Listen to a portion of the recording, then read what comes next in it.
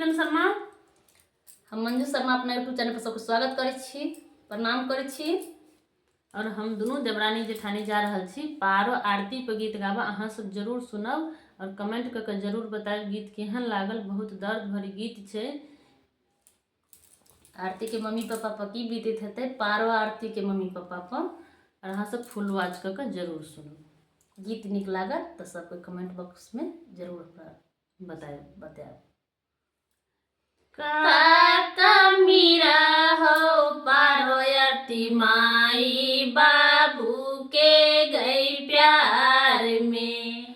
काका मीरा हो पारो आरती माई बाबू के गई प्यार में। घर छोड़ी गेले आरती, घर छोड़ी गेले पारो ऑर्केस्ट्रा प्रोग्राम में।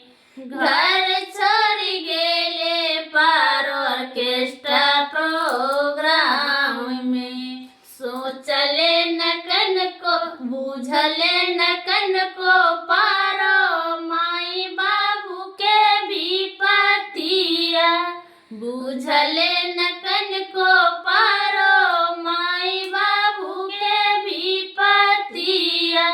माटी में मिलाई दिल परिवार के इज्जतिया।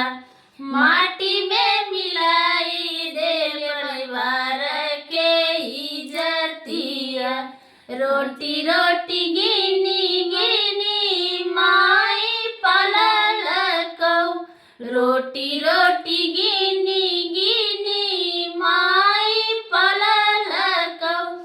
कई मजदूरी पापा तोहरा पढ़लकौ।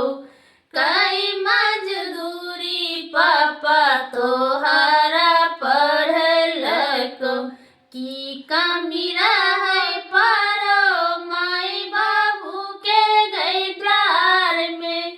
की कमी रहे पारो माई बाबू के गई प्यार में। घर छोड़ी गेले पारो ऑर्केस्ट्रा प्रोग्राम में। घर छोड़ी गेले पारो ऑर्केस्ट्रा प्रोग्राम में। बेटी के जन्म से डरे बाप गए। बेटी के जन्म से अब डरे माई बाप गए। बेटी के नाम में लगाए दिले दाग गए।